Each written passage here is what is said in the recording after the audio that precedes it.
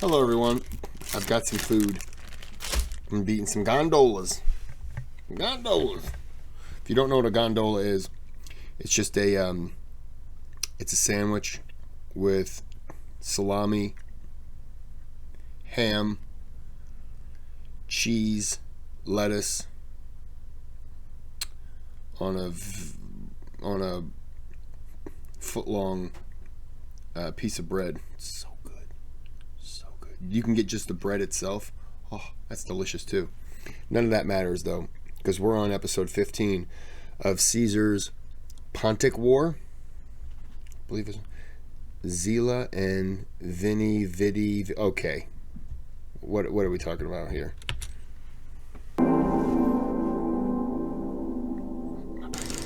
My back itches. Caesar's civil war was very different from any other civil conflict in history, as he not only fought his internal enemies, but had to take on various foreign powers in order to maintain Roman power. While Caesar was stuck in Egypt, another old enemy of Rome, Pontus, attempted to use the civil war to strike back. Ruled by the son of Mithridates VI, Pharnaces II, the Hellenistic kingdom forced Caesar to divert his armies yet again, leading to the famous battles of Nicopolis and Zela. It is our honor to announce that this episode is sponsored by Total War Rome Remastered and Creative Assembly. Rome Total War is deservedly one of the most loved entries in the franchise. Pharsalus seemed to be crumbling. Rome, governed by Antony, was in chaos. The Pompeian faction in North Africa was rebuilding a large army, and there had been rebellions and pro-Pompeian insurrections in Spain and Illyria. Caesar had continuously been recruiting to try and contain the situation, reinstituting legions 1, 2, 3 and 4, some of which were made primarily of ex-Pompeian soldiers. But the problems persisted.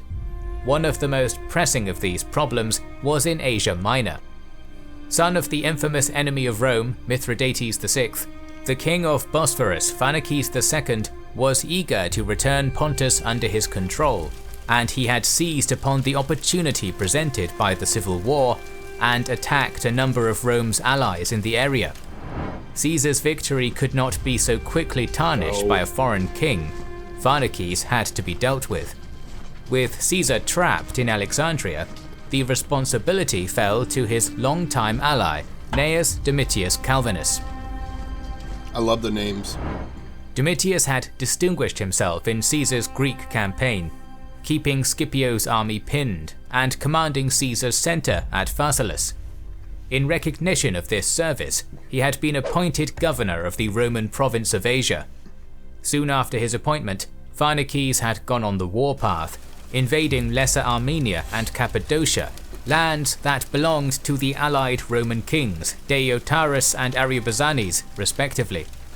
Both had previously supported Pompey in the war against Mithridates and the civil war, but had been allowed to maintain their positions so long as they paid tribute to Caesar and the Republic.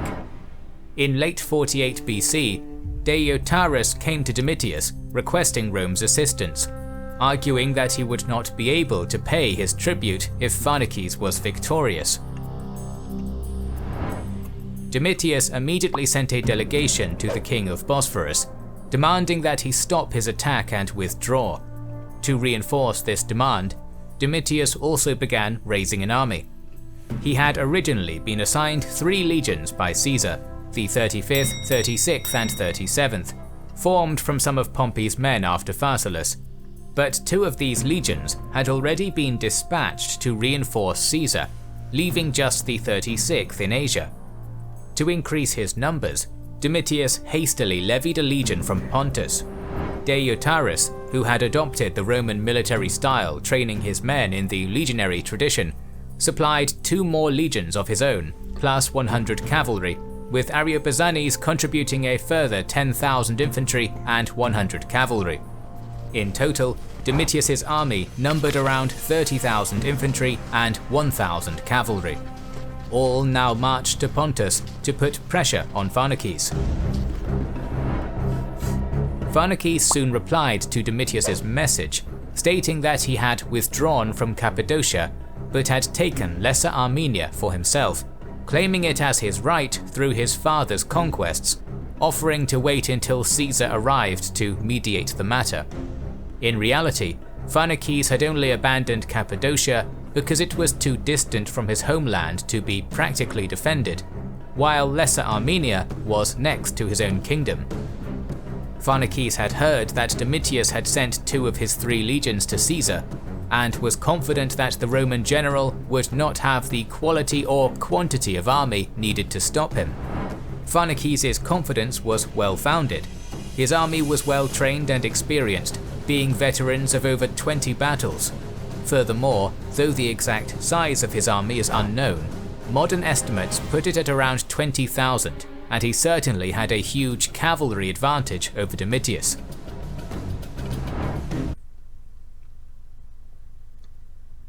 Opportunity because we have been using Farmer's Dog for a long time. My wife cannot stop talking about it. Tell me more. I need to know. Oh, too bad. Domitius saw this offer for what it really was, a facade. He mustered his army and marched to Lesser Armenia, keeping to high ground to prevent any potential ambushes. As he marched, Pharnaces sent a number of delegations, hoping to bribe Domitius with offers of money and treasure. Domitius was resilient, however, replying to Pharnaces that by attacking Rome's allies, he had insulted the Republic and would now pay the consequences. Domitius pushed his army hard, ordering a number of long marches, soon arriving in Lesser Armenia. He encamped 7 miles from the city of Nicopolis, where Pharnaces had gathered his army. The city was located on a plain, but was encircled on 2 sides by mountains. In order to... Can I just say this? I love this whole... In all the videos that I've seen, how they have the armies fighting, the little boxes and everything. I just think that's so cool. I don't know why. I just think it's cool. Just wanted to share that. I don't know how you feel, but I think it's cool. To reach the city, Domitius would have to march through a pass in these mountains, presenting Pharnaces with an ideal situation to ambush his enemy. Choosing his best infantry and almost all his cavalry, he had them lie in wait in the pass. To better conceal his plan, Pharnaces also ordered cattle and peasants into the defile to maintain a look of normalcy. He also kept up his facade of finding a diplomatic solution, sending constant peace envoys to Domitius. Unfortunately for Pharnaces, these envoys somewhat backfired, with Domitius staying in camp for a number of days, attempting to genuinely negotiate with Pharnaces' ambassadors. As the days passed, Pharnaces grew increasingly worried that his ambush would be discovered. Not wanting to risk his men, Pharnaces ordered them to withdraw from their positions. He would have to wait to fight a battle in the open. He did not have to wait long. Domitius saw that peace would be impossible, and marched his force closer to Nicopolis and began to fortify a second camp. As they began to encamp, Pharnaces' army poured out of the city and drew up for battle. Pharnaces knew that his cavalry was his greatest advantage, and that they would be wasted in the city, but the plains in front of the city would be ideal terrain for them. Hastily, Domitius completed his camp, drawing his army inside. It is probable that Domitius had originally planned to besiege Pharnaces inside Nicopolis, and so negate his cavalry advantage. Now it seemed that the tables would be turned, and Domitius would be the one besieged in the fort. The following night, Pharnaces intercepted messengers from Caesar, telling Domitius of his situation in Alexandria and requesting immediate reinforcements. Seeing a golden opportunity, Pharnaces let these messengers go, sending them to Domitius. Domitius was now caught in a dilemma. On the one hand, he could keep his force inside the fort, which would better preserve his army, but would mean he would not be able to reinforce Caesar, possibly jeopardizing the whole Alexandrian campaign. On the other hand, he could leave the fort to try and force a quick battle against Pharnaces before rushing to Caesar, but would first have to fight in open terrain, where Pharnaces' cavalry would have an advantage. Pharnaces had put Domitius in a dangerous position. Seeking to capitalize on it, Pharnaces ordered 2 long trenches to be dug from the walls of Nicopolis to the front of his lines, each 4 feet deep. He placed his infantry between the 2 trenches in one unbroken line, with a further 3 lines of infantry each behind the center and flanks.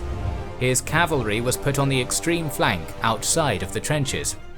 Pharnaces had effectively constructed a funnel that would force a frontal attack and protect the flanks of his infantry while still allowing his cavalry room to maneuver. It was a brilliant tactic and would be very difficult for Domitius's army to crack. Nevertheless, faced with the option of saving Caesar or preserving his army, Domitius chose Caesar and decamped for battle. He drew his force up in the triple axis, the 36th on the right, the rookie Pontic legion on the left, Deiotarus' legions in the center, and Ariobarzanes' men making up the back lines. Domitius gave the order and his army charged. The 36th, partly made of Pompeian veterans, fought brilliantly against the cavalry opposite them, forcing a way through to the walls of Nicopolis and even beginning to cross the trench, attacking Pharnaces' center. However, these were the only men in Domitius' army having any success. It is not entirely clear what happened to the Pontic legion, but it seems they tried to force a way through the cavalry on their wing, as the 36th had done, but had not been successful and were pushed into the trench, being attacked from 2 sides by cavalry and infantry. The center was even less successful. Deiotarus' legions and Ariobarzanes' men had put up little resistance, breaking soon after engaging Pharnaces' infantry. Wow. With the Roman left and center now broken, Pharnaces' army now started to surround the 36th Legion. Its experience proved invaluable, however. Forming a fighting circle called Orbis, with the highest ranking officers including Domitius in the center, the 36th cut their way out of the encirclement, fighting their way to nearby rocky hills. Given the difficult terrain, Pharnaces did not press them. It did not matter, as he was victorious. The 36th had lost just 250 men, but Domitius's allies had suffered much more, Deiotarus' men alone losing around 5,000. The Pontic legion had also taken heavy casualties. Caesar says that a number of Roman nobles were killed in the battle, and it is likely that they were officers of the Pontic legion. Gathering the remnants of his army, Domitius retreated back to his province of Asia. Pharnaces immediately capitalized on his victory, seizing his father's old kingdom of Pontus, which Pompey had claimed for Rome. He stormed a number of Roman-held towns, putting many Roman citizens to death, castrating Roman boys, and plundering the treasuries. He would not be able to enjoy his victory for long, however. Roman Asia was probably saved by a revolt led by Pharnaces' son-in-law Asander, which drew Pharnaces north, postponing the invasion. Caesar, by now, had won the Battle of the Nile and had received word of Domitius's defeat. He was now en route to personally handle the situation. Caesar arrived in Syria, spending a few days sorting out administrative problems in the province, before leaving his kinsman Sextus Caesar in control and sailing to Cilicia. Here, he again spent a few days settling local problems, before pushing on into Galatia, where he met Deiotarus. The latter was somewhat nervous of Caesar, as he had previously sided with Pompey. The king sought forgiveness, explaining that due to his position in the east, he had little choice but to support Pompey. With customary clemency, Caesar forgave Deiotarus, though he did chide him for his decision. Caesar mustered the remnants of It's nice that he didn't just execute him, you know? Domitius's army in Pontus at the end of July 47 BC and prepared to march. The 6th Legion, that he had brought with him from Alexandria, had taken many casualties over the years, and more still had been taken seasick after sailing from Syria to Cilicia, reducing their numbers to less than 1,000. The rest of the army was formed by one of the remaining legions of Deiotarus, the remnants of the Pontic Legion and the 36th. In total, Caesar's army may have numbered somewhere around 15,000, with the 6th and some of the 36th the only ones who could be considered veterans. With Pharnaces' army being larger and more experienced, this would seem likely to be a long and difficult campaign for Caesar. Caesar's arrival forced the Bosporan king to stop his movement to the north. Pharnaces was well aware that Caesar was badly needed elsewhere, namely in Rome itself. Aiming to exploit this, Pharnaces attempted to stall Caesar, as he had done with Domitius, hoping that Caesar would be forced to return to Rome soon to deal with the turmoil there. Numerous peace delegations were sent to Caesar, highlighting the fact that Pharnaces had not provided auxiliaries to Pompey and that Pharnaces wanted a peaceful resolution. In response, Caesar said that he would be willing to forgive Pharnaces, but in exchange demanded his full surrender and the return of all taken lands and money. Still wanting to buy as much time as possible, Pharnaces initially agreed to these demands, but deliberately delayed, pushing back the date he planned to withdraw his troops. Caesar quickly saw through this charade. Never one for wasting time, he decided to follow his tried and tested method, to find and engage his enemy as quickly as possible. Pharnaces had made camp.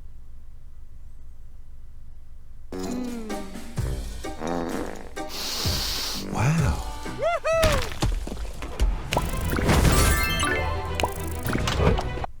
I don't know what that was. Pharnaces had made camp near the town of Zela, on the site of a famous victory won by his father against the Romans. His camp was in a strong defensive position on high ground, with a track linking his camp to the town to maintain his supply line, and a valley protecting his flank. Caesar initially camped 5 miles from this location, but upon his scouts reporting Pharnaces' position, he determined to seize the high ground opposite Pharnaces on the other side of the valley. Supplies needed to build ramparts were collected in the first camp, and then orders were given for the legions to march quickly, without baggage, seizing the new location before Pharnaces had a chance to react.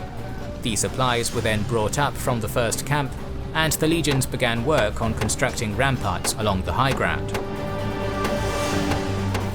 Suddenly, Pharnaces drew his army out of camp. Given the terrain between the two camps, Caesar, in his account, is somewhat baffled by this. Nevertheless, he drew up one line of infantry in front of the workers to protect them, confident that Pharnaces would not risk an attack. However, Pharnaces suddenly began marching his men down the side of the valley in battle formation. Again, Caesar in his account is amazed at this strategy. He suggests that Pharnaces may have been influenced by advantageous omens, or that he may have been overly confident given his recent victory over Domitius and the size and experience of his army. When Pharnaces' men began to climb up the valley to Caesar's position, Caesar apparently could not help but laugh at the absurdity of the tactic. Nonetheless, Pharnaces' plan had somewhat worked. Caesar was so astounded that he had not yet recalled the majority of his army from their construction of the defences. Pharnaces' men fell upon the thin defensive line Caesar had placed in front, while Caesar hastily ordered the rest of his army to join the defensive line. As his men rushed forwards, some of Pharnaces' scythed chariots broke through the thin line, initially wreaking havoc among Caesar's men scrambling to get into position. As more of Caesar's men moved forward, however, these chariots found themselves under intense missile fire and were forced to retreat, Caesar's men finally forming a complete battle line, with the 6th on the right, the 36th on the left, and the Pontic and Deiotaryan legion in the centre. Despite the legions having a huge terrain advantage, the fighting against Pharnaces' veterans was bitter, with brutal hand-to-hand fighting across the entire line. Eventually, the 6th, with the height advantage, began forcing their opponents back. Pharnaces' line began to buckle, and soon the centre and left were also being forced down the slope. As Pharnaces' men attempted to retreat, many lost their footing only to be crushed by their comrades with the legions bearing down upon them. Damn. Soon, Pharnaces' entire army broke, throwing aside their weapons to try and more easily climb back up the valley to their camp. Caesar ordered his men to pursue, pushing up the hill and storming the camp, killing the few men Pharnaces had left to guard it.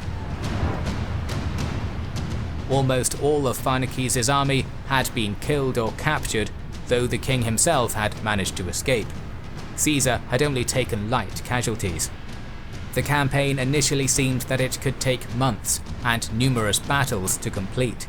Indeed, the Mithridatic Wars that Rome had waged against Pharnaces' father had spanned 25 years, and Pompey had spent 3 years campaigning in Asia Minor and securing the region for Rome. Caesar's campaign had lasted just 5 days since he arrived in Pontus, with the entire enemy force defeated in a day. Though the victory was more a result of Pharnaces' rather baffling strategy than any brilliant generalship from Caesar, Caesar was never one to miss out on a propaganda opportunity. A simple message was spread through Rome, proclaiming Caesar's success: Veni, Vidi, Vici. I came, I saw, I conquered. After the battle, Pharnaces attempted to retreat to the north, but was chased by Domitius. With few options left, he had to abandon Sinope. Pharnaces then sailed to Bosphorus to raise another army, and even had some success before he was defeated and killed by Asander. In response to the events in Bosphorus, Caesar appointed Mithridates of Pergamum, who was invaluable during the campaign in Egypt, the king of Bosphorus. In the time Caesar had spent in Egypt and Asia Minor, the situation in Spain and Illyria had also improved. Lepidus, the future triumvir and current governor of Hispania Citeria, had intervened in Hispania Ulteria, stabilizing the region. Trebonius had been assigned to replace Longinus, who was dismissed and died in a storm while leaving the province. Meanwhile, another of Caesar's lieutenants, Vatinius, had gathered a fleet, and the veterans left in Brundisium who had been too sick to join Caesar in Greece to confront Octavius. The veterans had proved their worth, winning a quick naval victory over Octavius, securing Illyricum, and forcing Octavius to retreat to North Africa. With these areas secured, Caesar could now begin to turn his attention to the last remaining threat, the Pompeian faction in North Africa. But firstly, he was needed in Rome. Antony's governance had been disastrous, and Caesar could not afford to embark on another campaign with Rome in turmoil. Caesar left the 36th and Pontic Legion in Asia Minor, ordering the 6th back to Italy, following them shortly afterwards. More videos on the Great Roman Civil War are on the way, so make sure you are subscribed and have pressed.